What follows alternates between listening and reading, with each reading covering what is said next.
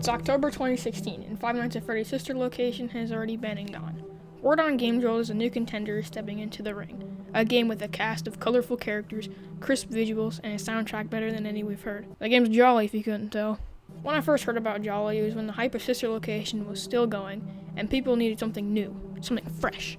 At first, I thought it was stupid and just went on with my day, never to return to it again. Not really. I found the game after I watched Markiplier play the third installment. After that, I downloaded the first game and really enjoyed it. This video is made for the review purposes of the first game. Nothing else, okay? Okay, review time.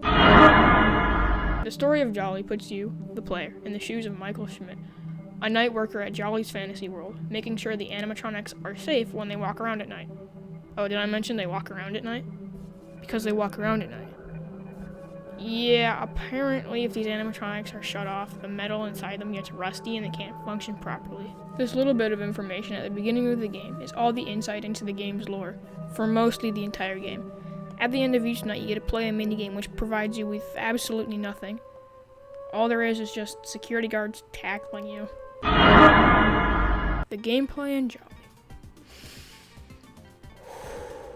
It's probably the best gameplay in the Five Nights at Freddy's clone to date.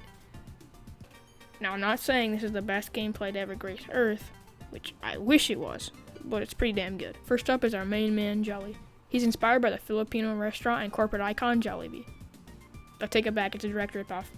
But going back to gameplay. Jolly comes out on night 3 into your office. What? That doesn't make it...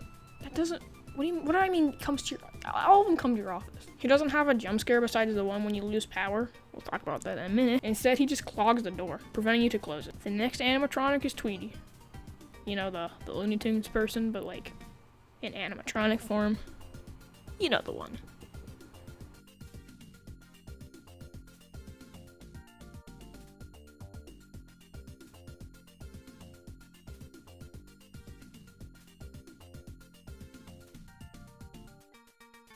Comes out on night 1 and makes your way down to your office. When you see her in your window, all you have to do is shut the door.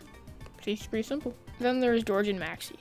They come from their stages and into the... Once they reach your window, like the others, just shut the door. As you can see, these enemies aren't that much of a threat. Oh, never mind. Oh, I forgot there's another enemy. Metal Lionette. Is that what it says? The weirdest name of... Never mind. Metal Lionette attempts to break out of his constraints. If he does, you're pretty much dead, because he can go through walls and doors. Yup. To counter him, you need to fix the constraints that flashing every time the game screams at you. In the first few nights, he's not that big of an issue, but as the nights get harder, I find myself losing a couple ropes right away. And that's my biggest complaint, the difficulty progression. In nights 1 through 3, the difficulty is manageable with room to breathe in between each attack. In night 1, no one showed up at my window. Night 2, only 1. Not that hard. Night 3, only 2 showed up. And then night 4. They showed up 11 times. And it's not like at night 5 was any better, with the animatronics showing up a grand total of 18 times. I'm not making this up. I counted. I have no life. Now I do have to applaud Ivan G for making a game that uses barely any RNG. RNG means something that you do is randomized by a number, hence the name random number generation. This could be a factor of why so many animatronics showed up at the window in nights 4 and 5. Now, to be fair, during my night 1 through 5 run, I didn't die a single time. There were a couple times where I thought I died and it was pretty close, but I didn't. Even though the animatronics were really fast in the last few nights, the game is generous to the player by giving you a few extra seconds to figure things out before each attack starts. The game looks great for its time. Nothing much I can say. I feel like I've beaten into the ground what the game has done wrong, but the good stuff that Ivan G has put into the game outweighs the amazing mechanics. So let's talk about them. You may notice that the power drains way too fast in this game, but you can choose to store some of the power with a generator. Doing this, you have to charge the building power, which adds another thing to stay on top of during the night. Even if you have generator power but no building power, everything will shut off. Besides all of this, all mechanics are stuff you'd expect. Closing the vents when an animatronic is in it, close the doors, etc. Although there is a neat exception in the form of the elevator. You can control what floor Tweety and Jolly are on when they're in the elevator. It's a simple mechanic, but I just really found it cool.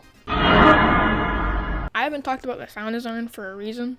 It's pretty average. You can hear when the animatronics are in the vents, pounding on the doors, and even when the elevator hits a new floor. Honestly, it works well given the ambience is loud.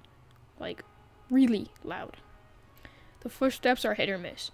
You don't know whose footsteps they are or where they're at. That's all I have to say. Jolly, good game, and I would recommend it to anyone that's looking for a fun alternative to Five Nights at Freddy's.